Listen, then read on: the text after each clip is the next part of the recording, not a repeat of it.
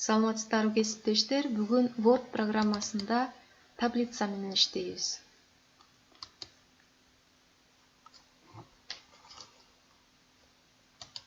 Вставка бөлүмүнөн таблицаны ачабыз.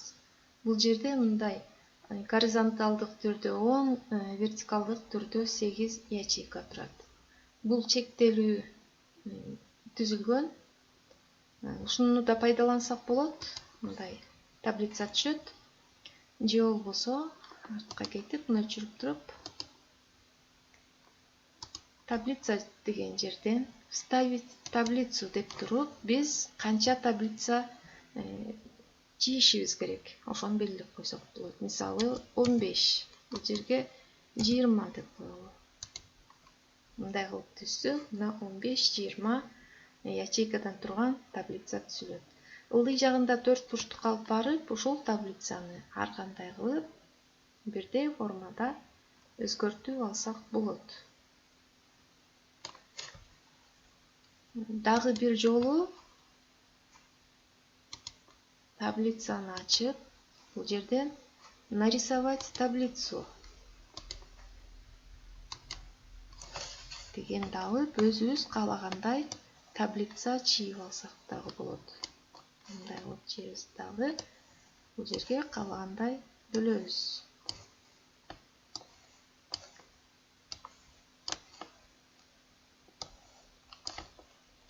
Мындай кылып алсак болот. Бул жерден бөлүп коелу. Бул жерден бөлөлү. Бул жактан бөлсөк болот. Мындай сызык берсек болот. Бул дагы таблица чийүүнүн оңой жолу, бизге өзүбүзгө ылайыктап чие беребиз. Ал эми ластикти да колдонсок болот. Эгерде ашыкча болуп калса, ластик менен өчүрүп коюуга мүмкүн.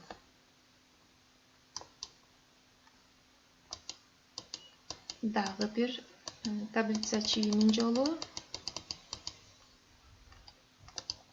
Жерден экспресс таблицы дегенди алсак болот. Экспресс таблицы дегенде даяр таблицалар бар. Бул жерден өзүбүзгө ылайыктуу кылып даяр алып, анан бул жактарды гана өзгөртүп жазып алсак болот.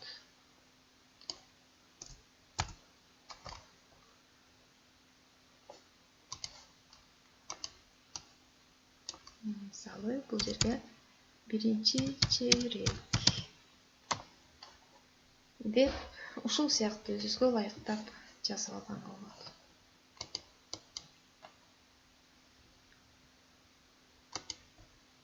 Дагы бир жолу таблица чийүүнүн таблица Excel дегенди ачабыз. Дагы кадимки Excel'деги таблица бул жерге түшөт. Кичине күтө туралы. Мына бул жерге кадимки Excel'деги таблица түштү. Бул жерге биз таблицабызды түзүп алабыз. Мисалы, биз 5тен бул баалар 4, 3 деген бааларды коюп, бул жагына биринчи чейрек, экинчи чейрек, жок, бул жагына предметтерди жасасак болот экен. Кыскартып эле жазалы. Кыргыз тил, кыргыз адабият, орус тил, орус адабият жана башка сабактар. Мына эми бул жерге сандарын жазып коелу. Мисалы 10, 5, 3, 12, бул жерде 18 болду. 4, 16, анан 2, 8, 5, 13 болду, бuyагы 3. Жерден 9, 7, 2 деп коелу. Эми ушул таблицаны главныйга барып, все границы деп границасын бөлүп алабыз дагы. Клавишабыздагы Ctrl басып алабыз. Бул жерден 2 жолу бассак, бул өзүнчө көрсөтүлөт. Бул жерге Ctrl V басып туруп, копирайт эткенибизди Word'ко түшүрүп алабыз. Ал эми муну бир басып туруп, Delete клавишасы менен өчүрүп алсак болот. Мына ошентип Excel'den Word'ко түзгөн таблицабызды түзүп коюуга болот. Эгер Excel'де биздин түзүлгөн таблицабыз бар болсо,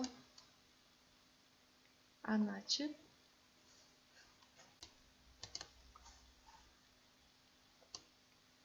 бул жерден бул таблицаны белгилеп туруп, Ctrl-C басабыз. Жана муну жаап, Word'ко келип, бул жерден Ctrl-V басып коебуз. Мына биздин таблицабыз түштү. Бул жерден мындай тартып, ал таблицабызды кичирейтип, баракка тууралап алууга болот. Же болбосо бул барабызды разметка страницага кирип, альбомдой кылып туруп, баткандай кылып, мындай кылып колдонсок болот. Андан кийин бизге ушул жерден ячейкаларды бириктириш керек болсо, анда мындай кылып 2 ячейканы алабыз дагы, мыштын оң жагын басабыз. Объединить ячейки деген турат. Аны ачсак, мына биригип калат. Эгер мындайынан бул экөөнү бириктире турган болсок, мында дагы мыштын оң жагын басып, объединить ячейки дегенди басабыз. Мына мындай болуп, ячейкалар биригип калат. Эгерде ушул жерден белгилеп алабыз. Эгер ушул жерден биз өчүрө турган болсок, мына бул ластикти алып, кошчу жерлерин, кереги жок жерлерин өчүрүп коюуга болот. Ал эми текстти биз, мен даяр текст алайын. Мына бул жерге ал текстибизди жайгаштырып алабыз. Мунун шрифтин жана размерин чоңойтуп коеюн, шрифтин өзгөртүп. Эми бул жерден ушул сүйлөмдөрүбүздү таблица кылып бөлүп алууга болот. Таблица дегенди ачабыз.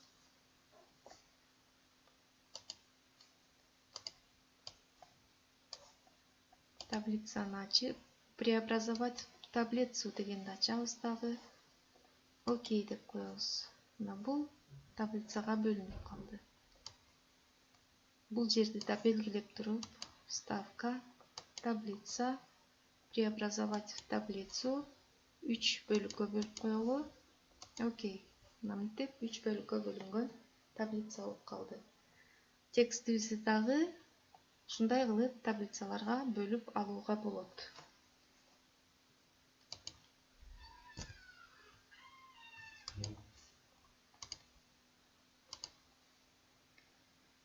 Эми биз дагы бир жолун көрөлү. Таблица чийип алалы. Мына ушул жердегилерди эле алайын. Бул таблицада кичине үстүнө жазыш үчүн орун калтыралы. Бул жерге биз номер жазганга калтыралы орунду. Бул жерге фамилия жазалы.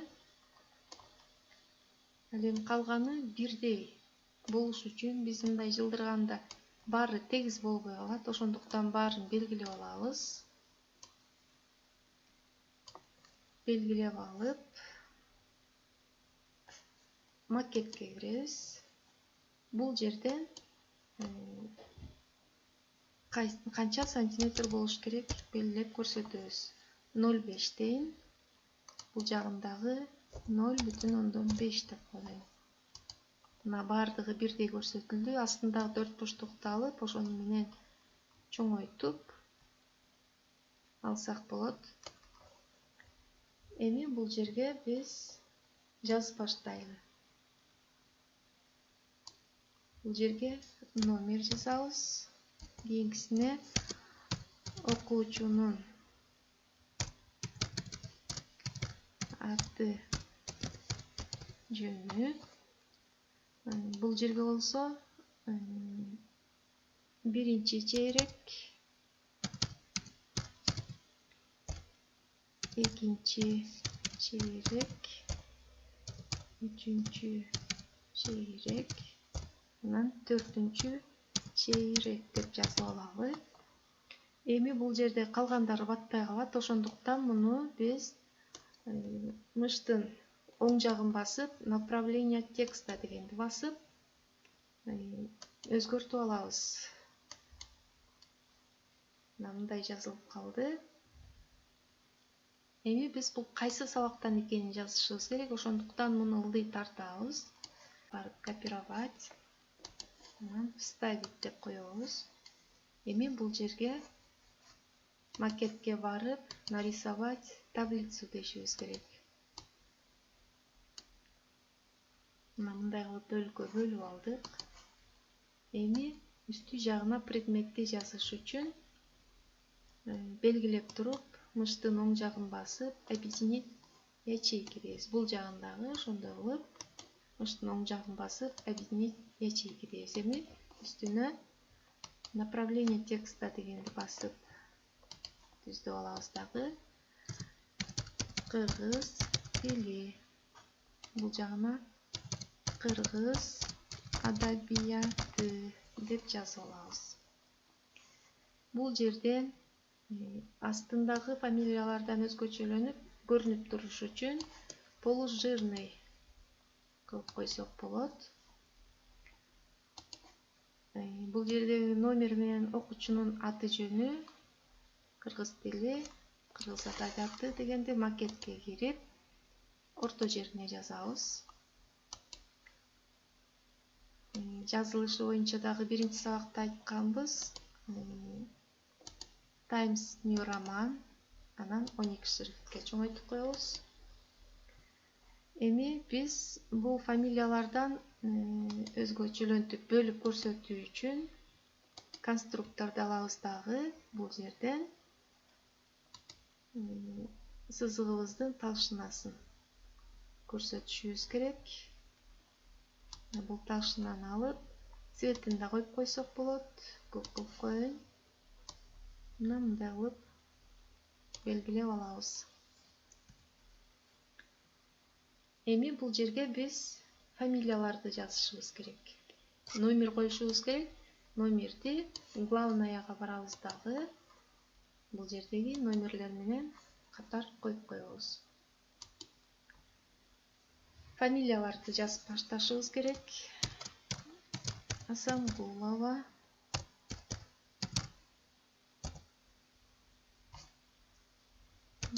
Бектенов, Арсаматова,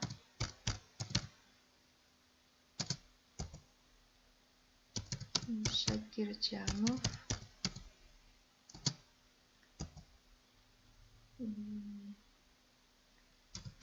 Карагулов,